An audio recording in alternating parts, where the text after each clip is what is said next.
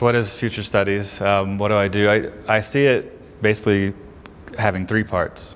One is to understand change, to understand how things are changing, what are the new trends and emerging issues that are happening, what's different from today. The second part is for us to envision alternative futures, to see that there is not one single future out in front of us, but a range of possible futures that we need to understand and envision ourselves. So understand change, envision alternative futures. And then the third part, and maybe the most important part, is to design and build better futures. So to do something about it, not just to have that information, not just to envision, but to actually make a better world. So those three pieces are core to what futures and future studies is.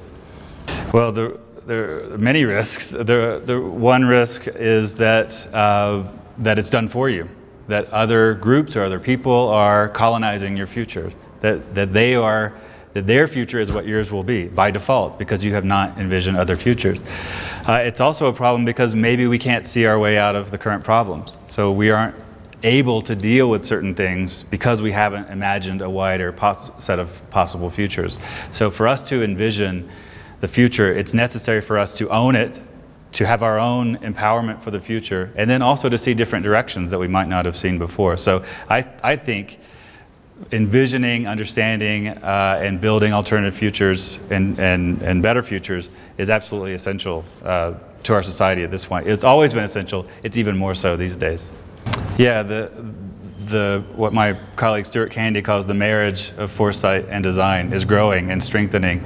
And we see that, and it's been happening probably for about a generation in different ways. So designers have been designers by default think about the future. They make stuff that goes into the future. So they've, in a way, always been futurist or future-oriented, but now I think they're taking that more seriously. And so they're trying to work not just to build stuff, but to really think about systems, move upstream. What are the concepts that are driving us? What are the briefs and clients that I'm getting? What are they asking for? And working their way back up that way to say, what are the right questions you should be asking? What are the right kinds of projects you should be doing? And then let's build that. So designers want to be more long-term thinkers. And futurists, who typically have been thinking about systems and thinking about things at an abstract level, are moving more and more to building things directly. So making prototypes, making the future tangible and real, presenting it, creating experiences of possible futures. So futurists have been using many of the tools and techniques of design to make their concepts more real, and designers have been using the concepts from futures to make their results better and more robust and long-term. Yeah, how do we get better at foresight? That's something that I think quite a bit about.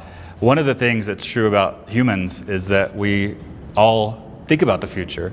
All of us, we're sort of naturally, we do that, our brains do that. We all think about the future, but we don't do it very well. We're notoriously bad at long-term thinking, at thinking in systems. So what future studies, the techniques, the tools and concepts allow us to do is to get better at it. And that's something that I'm really concerned about and trying to help with. So there are some techniques and practices you can do. First of all is to get out of the idea that the future is one thing, that we're moving in a single direction toward a single future. That there are a range of possible futures out there, and that our decisions and the combination of different trends and emerging issues create a space of possibility, not a single future. So even that, if all you do is realize that there are multiple futures and that your actions influence those futures, that's the first step.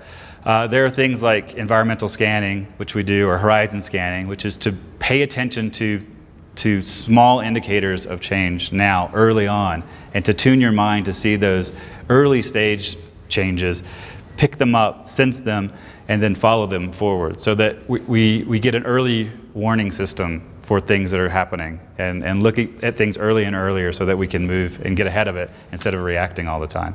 So those are two, one conceptual and one sort of practical thing that you can do is to look for those early trends and emerging issues. Yeah, one of them is my advisor Jim Dater says as a law of the future, and he says any useful statement about the future should at first appear to be ridiculous. So paying attention, asking yourself, is that thing ridiculous? Am I dismissing it? Am I paying attention to it because I don't think it's going to happen? Because of the speed of change that's happening now, those crazy, weird, fringe things that are happening today, tomorrow they're mainstream, or they're very important to your business or your life or your society.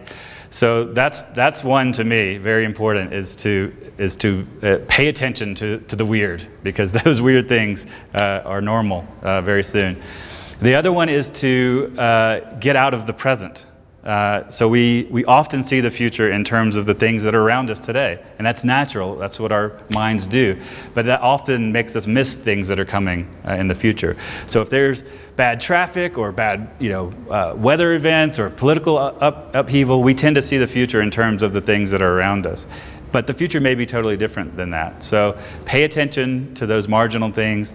Pay attention to everything, but don't get caught up too much in the things that are happening right now, because sometimes those things can color the future.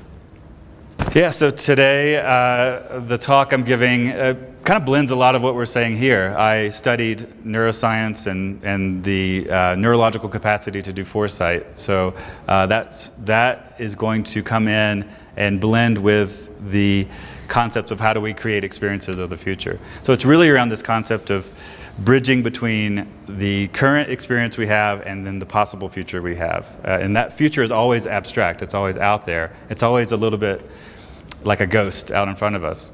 So how do we make that ghost real so that we can respond to that, so that we can understand it?